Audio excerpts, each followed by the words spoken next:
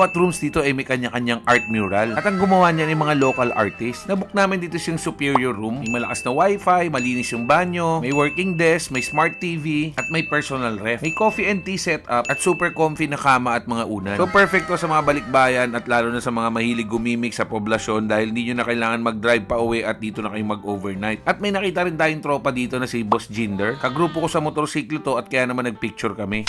Ito yung deluxe triple room, 4,500, good for 3 na siya. Ito naman yung superior room, 2,400, good for 2. Ito naman yung standard twin room, 1,999, good for 2 na rin siya. Ito naman yung deluxe room, 2,600, good for 2 din siya. At ito naman yung pinakamurang room nila, standard room, 1,799, good for 2 pa rin siya. At meron din sila ditong meeting room, 500 per person to, minimum of 6 persons pero consumable siya. Good for 3 hours. At meron din siyang sariling CR. Meron din sila ditong massage room kung ayaw nyo magpamassage sa room ninyo. 900 pesos per hour.